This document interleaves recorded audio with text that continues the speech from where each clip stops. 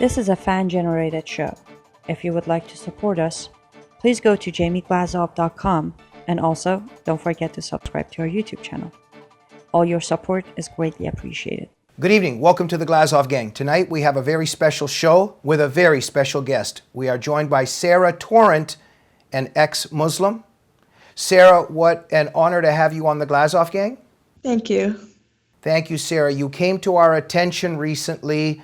Wow, you were at one of Milo's events and you made a very brave statement. Let's just begin with that so our audience can get to know you a little bit if they missed that video clip. Tell us what happened.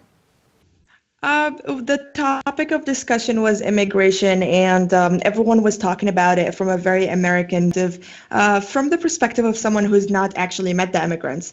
Now, personally, I have a personal experience with the people who would flow through the borders, those being the Muslims. So I took a very personal approach to it. I made a statement. I said, well, if anyone wants to bring in the people that I fled into the land I found, then it's personal for me. They should meet me for an ass kicking. And I mean, obviously that was a joke, the ass kicking part, but I wanted to find a humorous way of saying, like, hello, there's some of us out there who this is beyond economical. This is a personal experience and level. And that was it. A lot of people really enjoyed that. Well, I even got scared. I don't ever want to get on your bad side. So do you have any kind of taekwondo or karate experience, or you're just tough in general? No, I was just going to take my full passion. You know, okay. It's going to be a crime of passion. Okay. Did anybody confront you or no? No, some people, when the post went up on Facebook, someone commented really rudely, and I said, well, you know, I didn't see you there, and he blocked me. Okay. But other than that, I don't think anyone wants to come up to a female and go like defending the people who abused me. No, absolutely, but this is obviously done very much in our culture and behind your back, and the censorship is growing, as you know, about any truth-telling about Islam. So you inspired me a lot in that video clip, and you know, we found you. Let us begin a little bit with your background. Share with our viewers and with us a little bit about yourself. I'm Sarah. I'm 24 now, but around the time I was 18, 19-ish, I was married. And well, I grew up in the Middle East, spent like my entire life there. And I got married one day thinking, you know, this is normal marriage. It was not arranged, to be fair. It was just a normal marriage. But once I got into it, I found out that there's a lot of taqiyya going on. There's a lot of hidden stuff they haven't told me before, such as how my husband telling me on daily basis how whatever I do is unimportant because I had one job, which is to make kids. And I had to ask him for everything. I had to ask him about how I should feel about things. Eventually, I just realized that, oh my God, like I'm human and I don't need this. So I tried to go for a divorce. I spent about a couple months trying to reach a divorce, but I just wasn't allowed to. Like, I wasn't allowed to do anything about that. I couldn't find the way and the means to do it, and anyone to listen to me doing it. I kind of was told. People would tell me, well, you're stuck in it. And I'm like, no, like, you can't tell me that. And one night I just upped and left, came to America. I actually landed in Canada first and hitchhiked my way to America. But I just came to the Western world and learned something new every day, and I still learn more new things every day. I learned about freedom of speech, and here I am. Okay. Sarah, you know, in our program, you know, we investigate and try to get the truth out a lot in terms of the gender apartheid in the Islamic world.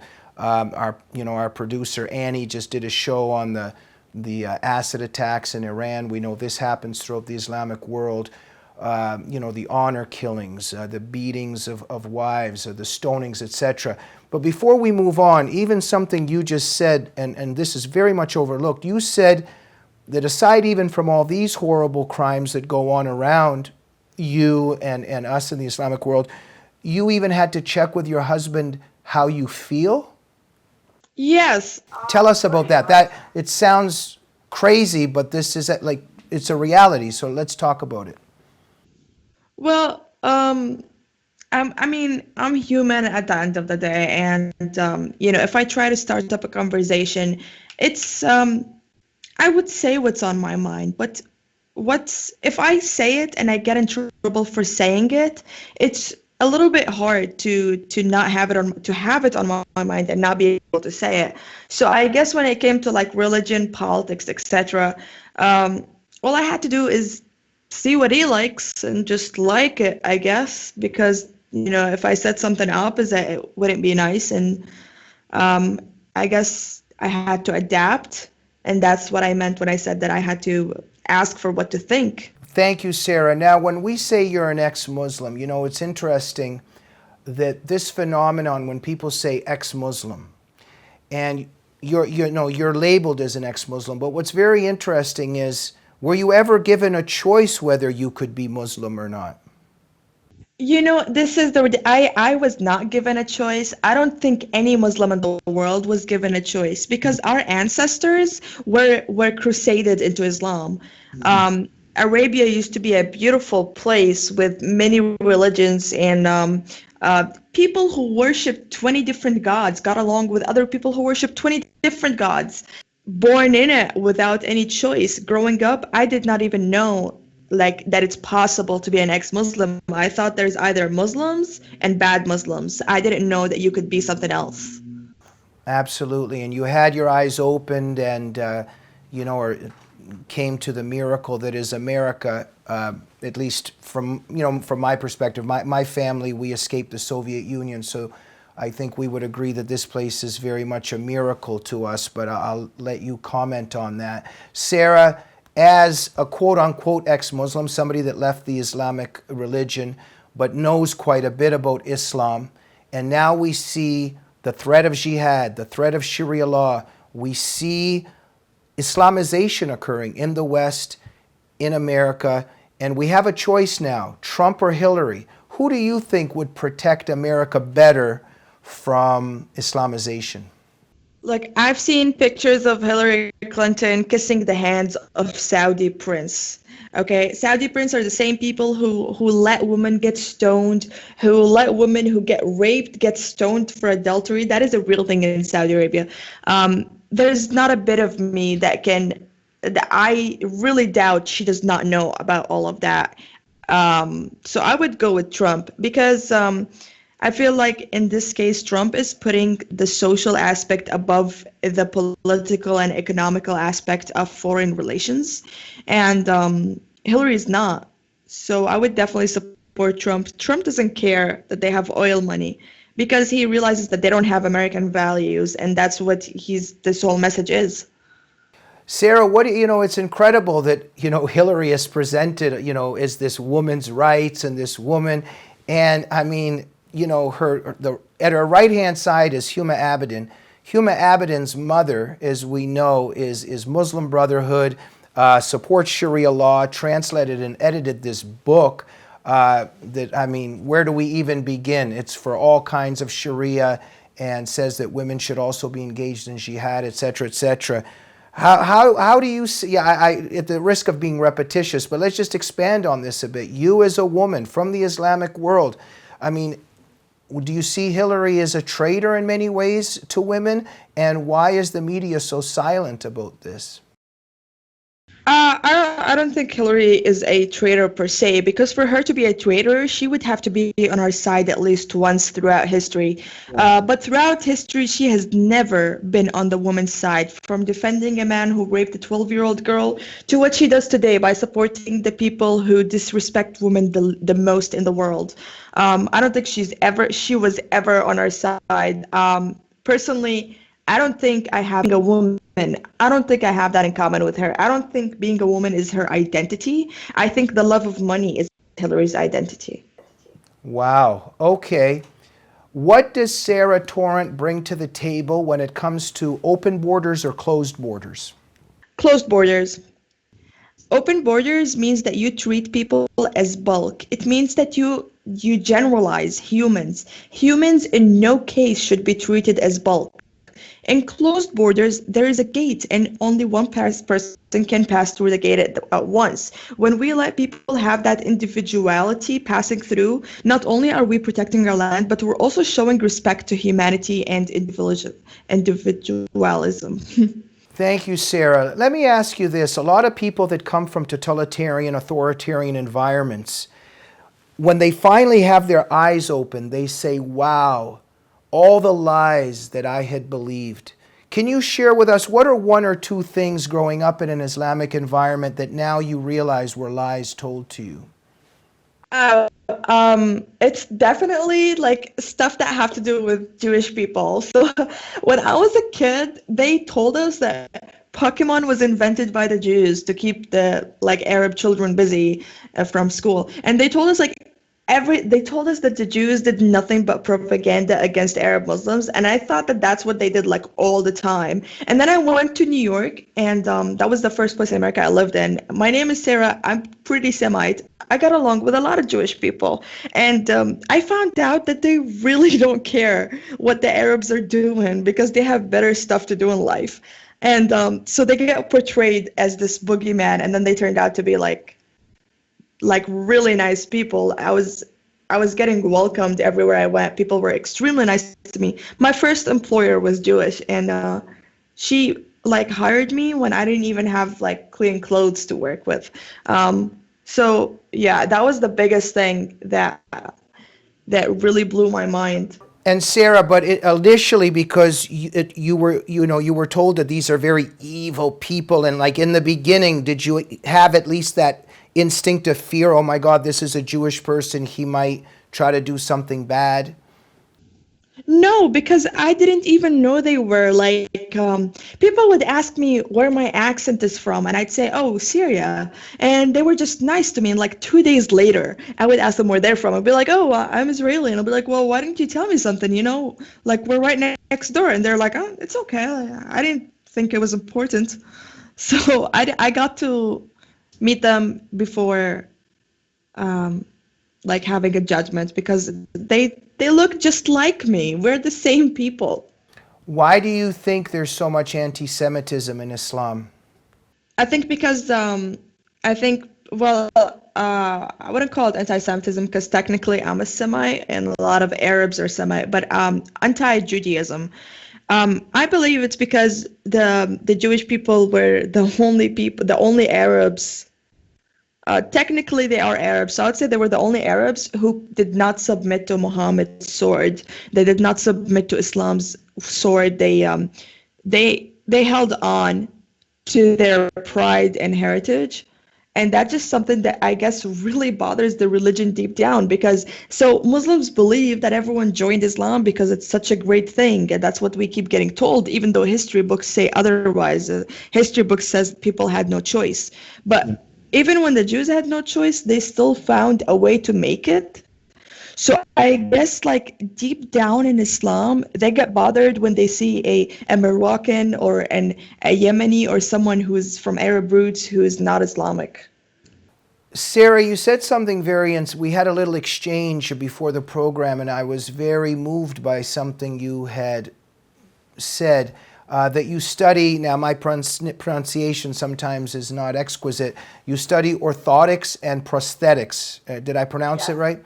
And you said something very inspiring, very moving about why you study orthotics and prosthetics. Tell us about this.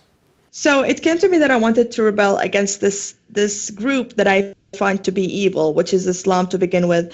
In Islamic law, in the Quran, they have the cutting of limbs as a very usual, normal, earthly punishment. And ISIS has demonstrated that. I saw the field of orthotics. You know what? If they're going to cut off limbs, I'm going to put on limbs. Where's your Allah now, guys? Wow, well, we wish you the best in that. You're a very inspiring figure, a very brave woman, Sarah. Before we go, what are you most inspired by right now? What are you passionate about? What's on your mind? I would say